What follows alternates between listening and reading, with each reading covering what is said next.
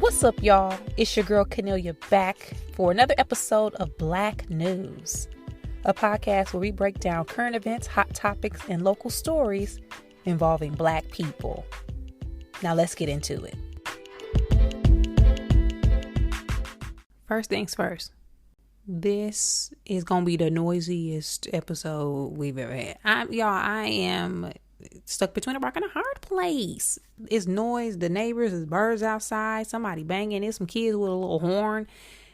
Regardless, we doing it. This is another episode of Black News, but giving y'all the heads up, it may be a little noisier than usual. Also, like always, thank you so much for supporting the podcast, spreading the word, liking and subscribing, listening on all platforms, including YouTube, which is fairly new to.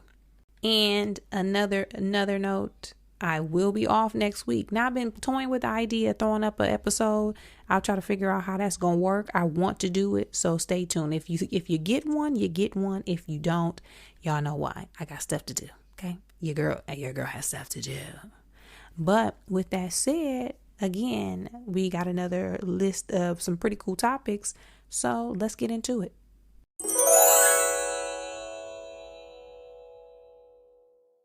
First, I want to talk about Diddy, aka Puff Daddy, aka Love, aka every which away name we want to call him. That brother will be receiving the BET Awards Lifetime Achievement Award on this upcoming BET Awards hosted by Taraji P. Henson on June 26th. Now, it's a couple people in entertainment that I love. One, y'all know I love me some Jay-Z. Okay? You know I love me some Jay-Z. And a side note, y'all, Jay-Z is out here being a dad. Like, it blows my mind that the same Jay-Z that I used to listen to and rap hard to in my 1994 four-door Saturn back in high school and early college years that Jay-Z is the same Jay-Z that's out here with 3 kids, y'all. Jay-Z has children. Every time I see him with them kids, it just blows my mind. Anyway, love Jay-Z. I love Taraji P. Henson. I love me some Puff Daddy. I'm Puff years old, okay? We saw this trend maybe a couple years ago, asking you to age yourself by what you call Diddy, Sean P. Diddy Combs. I call him Puff, okay? Puff Daddy. Puff, I'm Puff years old. Puff Diddy Love is going to be receiving that Lifetime Achievement Award, and I'm excited. Y'all know the BET Awards, like it or not, it's our award show.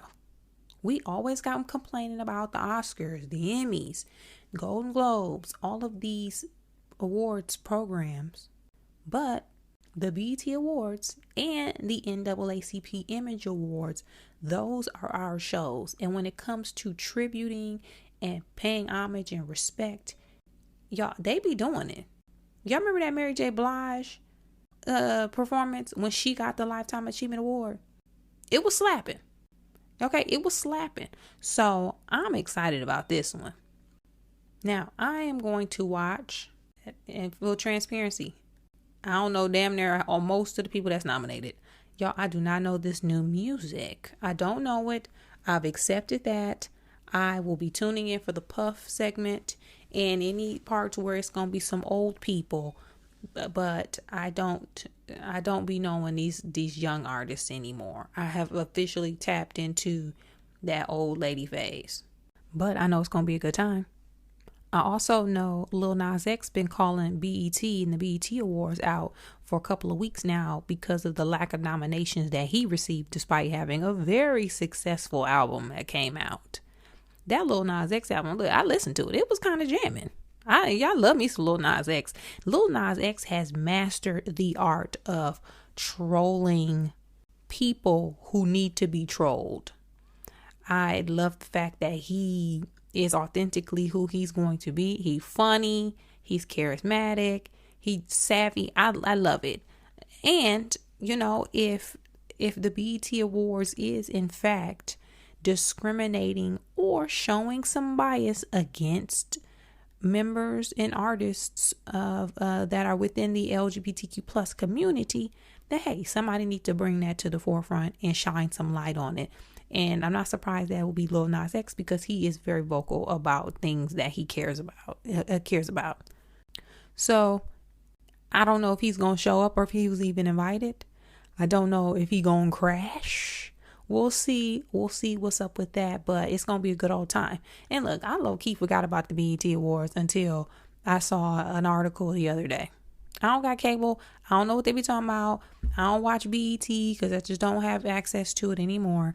But I'ma find me a login. I be borrowing logins.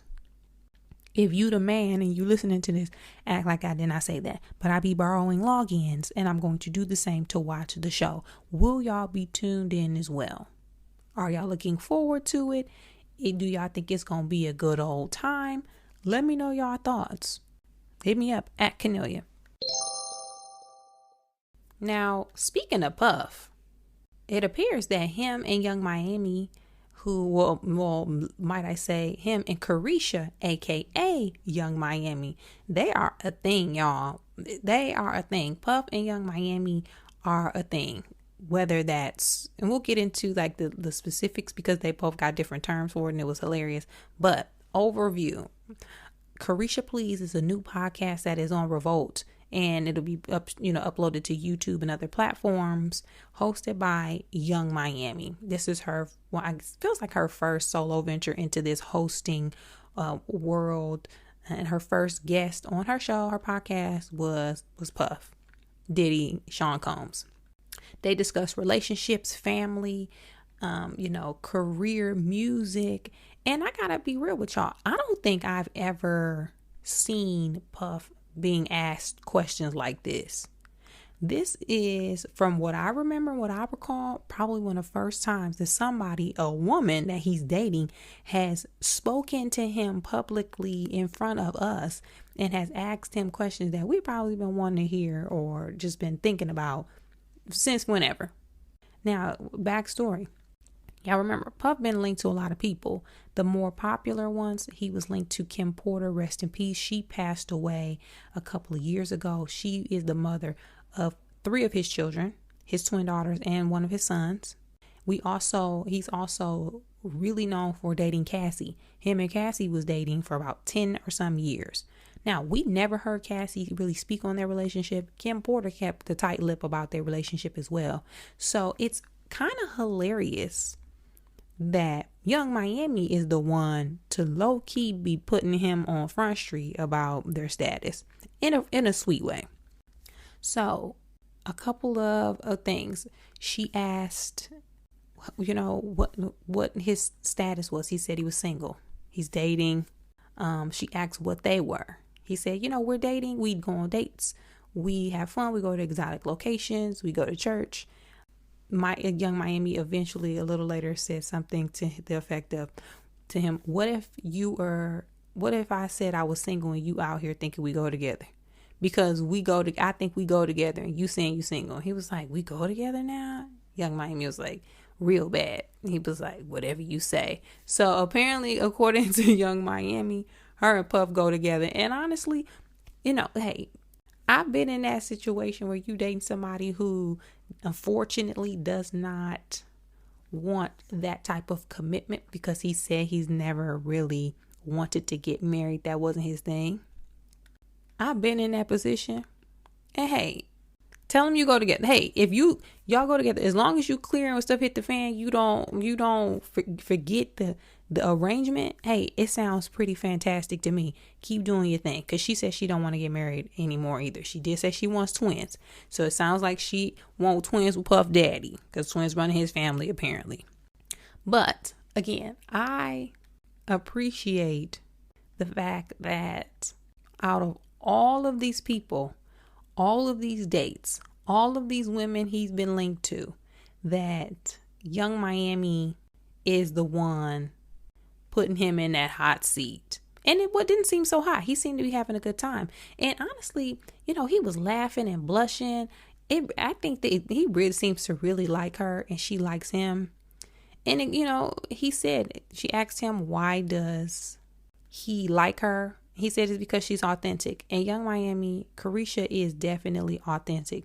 Who we see is who she is, and she's endearing. She has those lovable qualities about her. I feel like everybody knows somebody like Caresha. So for that, I can see how he can be enamored by her. She's very beautiful. She's fun. She's young. So, hey, keep doing what y'all doing and living it up. If you like it, I love it.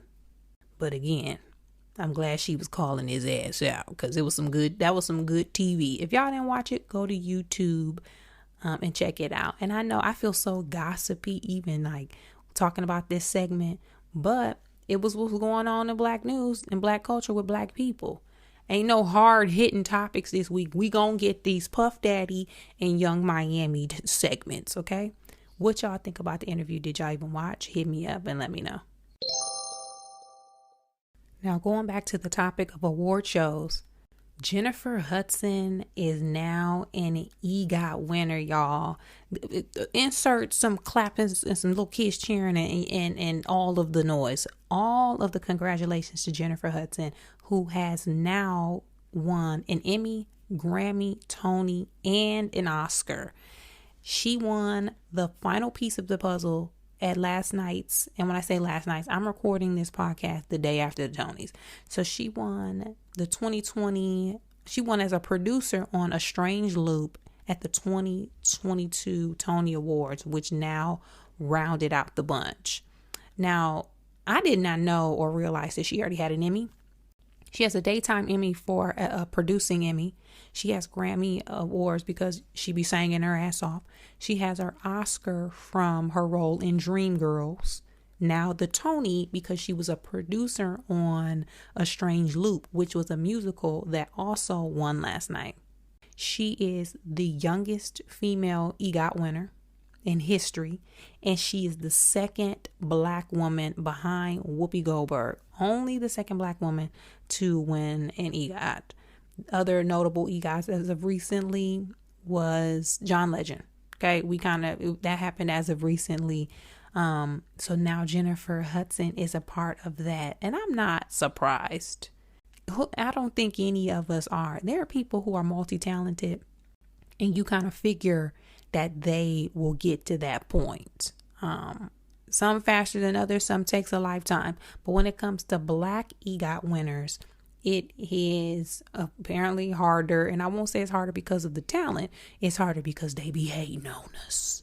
So when it comes to us, the numbers, it just doesn't, we don't get to that point as much because we just don't be winning the awards, not because of our own doing. But when we talk about EGOTs, another person in the conversation that seems to be up next and then is on her way is Viola Davis. Viola Davis also has an Emmy, a Tony, and an Oscar. She only is missing the Grammy Awards. And low-key, she may win one soon because she has an audiobook out that came out this past year.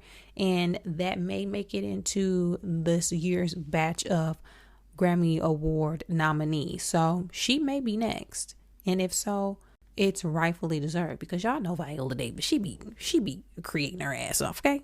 She be out here. But in regards to Jennifer Hudson, so happy for her. So, such a job well done. And again, not surprised. Not surprised. Once she won that Grammy and that Oscar, you kind of be like, yeah, okay, EGOT, here we come. So kudos to her. Did you guys even, but did y'all even watch the Tonys? Did you watch the Tonys? I forgot it was on until my line sister Chloe started to post that she and her fellow castmates who are in the Broadway production Paradise Square will be performing at the Tony Awards this year because y'all know they do the musical selections from some of the more popular plays that are running right now. So Chloe Davis, my line sister, is one of the I think she was a co-captain of the choreography for Paradise Square. She is in it. She's very talented actress, singer, dancer, triple threat. She was also on the Tony Awards. So shout out to Chloe for doing her thing. She's been working her ass off for years as well. So it's always so nice and so dope to see people still at it. Because as y'all know, it ain't easy. Okay. So let me know if y'all even watched. And I watched pieces because y'all know I don't have CBS because I don't got cable. But I did tune in to the clips and it was a good old time. Let me know what you guys thought of the overall show. And if you were surprised about the J HUD EGOT win. Hit me up at Canelia. Let's get into honorable mention.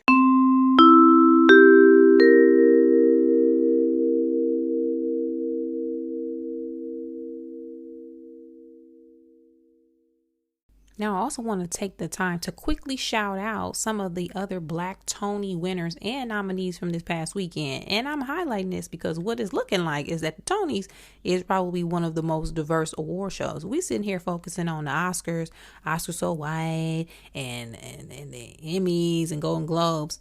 I think we need to start watching the Tonys because they had diversity and be having diversity all up and through there. So, one, Joaquina Calacongo, and I'm so sorry if I mispronounced her name. She won Best Leading Actress in Paradise Square and killed her performance. She had a solo piece that was tied to the Paradise Square dance number. She killed it. I'm talking about I was crying. And y'all know I be crying, but still, I was crying. Miles Frost won for Best Leading Actor in a Musical for his portrayal of Michael Jackson. All of these plays I want to see, by the way. I love me some theater. Okay. But I especially want to see both of those because I've been hearing rave reviews about that, especially Miles playing Michael Jackson. Felicia Rashad won a Tony last night for Best Actress in a featured role in a play for her performance in Skeleton Crew. Also, some other nominees. Jesse Williams was nominated. His play overall won Best Revival of a Play. That's called Take Me Out. And we talked about Jesse Williams a couple weeks ago. Y'all knew he was in that play. Okay. Definitely want to see that. But I believe that has come to an end. It was only a limited run. So kudos to that. He apparently killed it. Other people that were nominated. Uzo Aduba was nominated. She was a featured actress in a play. Overall, it just seemed like it was a good overall award show and a good night of recognition for people of color and of diverse backgrounds. So once again, kudos to all the winners and all the nominees. Continue on with the good work. And do you guys have any recommendations for plays? For my East Coast, New York, tri-state area Black News listeners, what plays have I not seen that I need to get out there and see? Because I definitely do want to come out that way for shows and for some play. And by play, I mean play and to see plays. Let me know, though, which ones do you guys recommend? Hit me up on social.